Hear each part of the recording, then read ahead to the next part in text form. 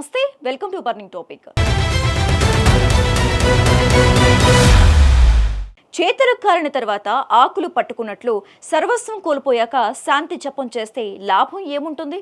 పశ్చిమాసియాలో ఆధిపత్యం కోసం అమెరికా వేసిన ఎత్తుగడలు ఇప్పుడు కొత్త మలుపు తిరిగాయి. యుద్ధం ముగిసిందని వైట్ హౌస్ ప్రకటించినా ఇది నిజమైన శాంతియా లేక రాబోయే తుఫాను ముందున్న నిశ్శబ్దమా? అసలు ఏం జరుగుతుందో తెలుసుకోవాలంటే లెట్స్ వాచ్.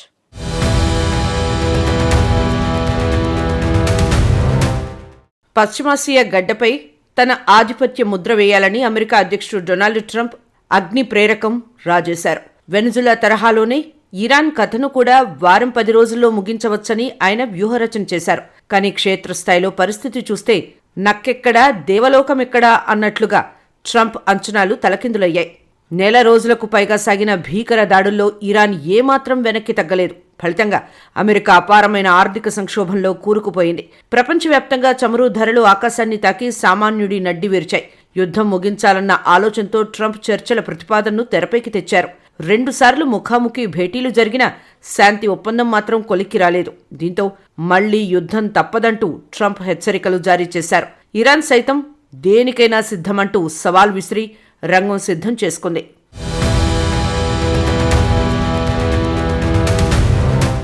యుద్ధ మేఘాలు కమ్ముకున్న వేళ వైట్ హౌస్ నుంచి కాంగ్రెస్ కు అందిన ఒక లేఖ సంచలనం సృష్టించింది. ఇరాన్తో యుద్ధం అధికారికంగా ముగిసిందని ఆ లేఖలో ప్రకటించడం అందరినీ ఆశ్చర్యపరిచింది. మే 1వ తేదీతో కాంగ్రెస్ అనుమతి గడువు ముగియడమే ఈ హఠాత్ నిర్ణయానికి ప్రధాన కారణం. వార్ పవర్స్ రెజల్యూషన్ నిబంధనల దృష్ట్యా ట్రంప్ ఈ అడుగు వేశారని నిపుణులు భావిస్తున్నారు. మధ్యప్రాచ్యంలో సైనిక బలగాలు కొనసాగుతాయని చెబుతూనే నేరుగా శత్రుత్వం లేదని స్పష్టం చేశారు. ఈ ద్వంద్వ వైఖరిని చూస్తుంటే చెప్పేవి శ్రీరంగ నీతులు, చేసేవి వెధవ పనులు అన్నట్లుగా ఉందని విమర్శలు వస్తున్నాయి. కేవలం గడువు ముగిసిందన్న కారణంతోనే ఈ ప్రకటన వచ్చిందని స్పష్టమవుతోంది. ఇది యుద్ధ విరమణ లేక వ్యూహాత్మక వెనకడుగా అనేది కాలమే నిర్ణయించాలి. అమెరికా తన పట్టు కోల్పోకుండా ఆడుతున్న ఈ చదరంగం ఇప్పుడు హాట్ టాపిక్ అయింది.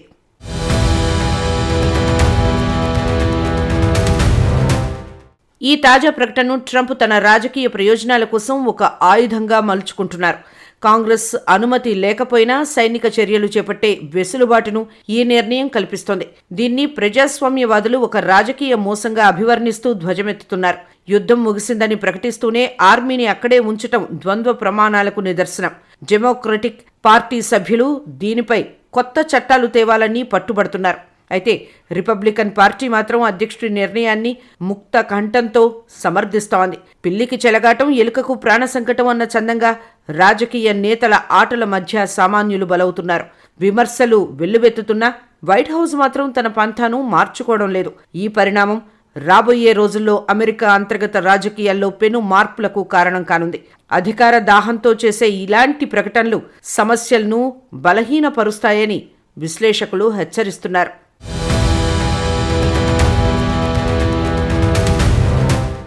మధ్యప్రాచ్యంలో అమెరికా తీసుకున్న ఈ నిర్ణయంపై మిశ్రమ స్పందనలు వ్యక్తమవుతున్నాయి. ఇజ్రాయెల్, సౌదీ అరేబియా వంటి మిత్ర రాజ్యాలు ఈ లేఖను సాదరంగా ఆహ్వానిస్తున్నాయి.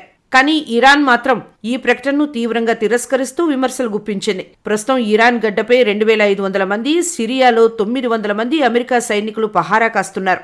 ఇస్లామిక్ స్టేట్ వంటి ఉగ్రవాద సంస్థల ఆక్రమణలను అడ్డుకోవడానికి ఈ బలగాలు అవసరమని పెంటగాన్ చెబుతోంది. కంచే చేను వేసినట్లు రక్షణ కల్పించాల్సిన సైన్యమే వివాదాలకు కేంద్రంగా మారిందని కొందరు అంటున్నారు.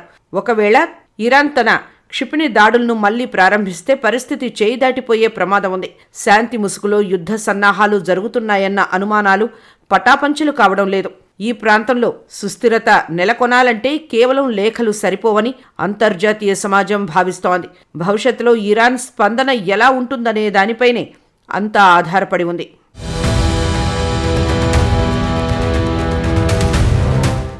ఈ పరిణామాలను సరిగ్గా అర్థం చేసుకోవాలంటే గత చరిత్రను ఒకసారి పరిశీలించాలి. 2019లో ఇరాన్పై జరిగిన డ్రోన్ దాడి తర్వాతే వార్ పవర్స్ రెజల్యూషన్ తెరపైకి వచ్చింది. గత 2 ఏళ్లుగా ఇరు దేశాల మధ్య ఉద్రిక్తతలు నివురుగప్పిన నిప్పులా కొనసాగుతూనే ఉన్నాయి. బైడెన్ పరిపాలనలో కూడా ఇలాంటి పరిస్థితులు తలెత్తడం గమనార్హం. గతంలో ట్రంప్ హయాంలో కూడా ఇలాంటి అస్పష్టమైన ప్రకటనలు ఎన్నో చూశాం. యుద్ధాల నుంచి ఉపసంహరణ అని చెప్తూనే బలగాల మోహరింపును పెంచడం అమెరికాకు అలవాటుగా మారింది. కుక్కతోక పట్టుకొని గోదావరి ఈదినట్లు ఇలాంటి తాత్కాలిక నిర్ణయాలతో శాంతిని సాధించలేం.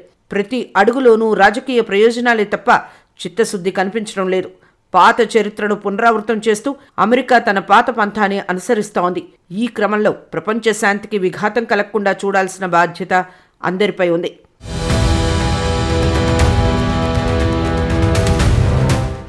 ఈ తాజా మలుపు అమెరికా విదేశాంగ విధానంలో ఒక కొత్త అధ్యాయానికి నాంది కావచ్చు.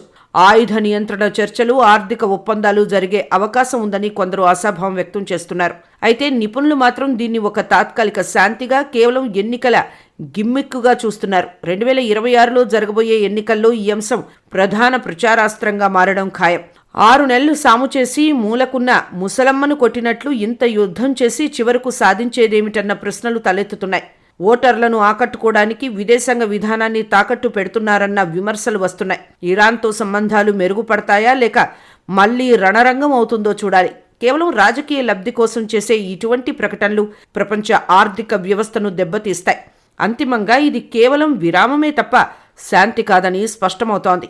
అమెరికా గడ్డపై రాబోయే రాజకీయ తుఫానుకు ఇది సంకేతం మాత్రమే.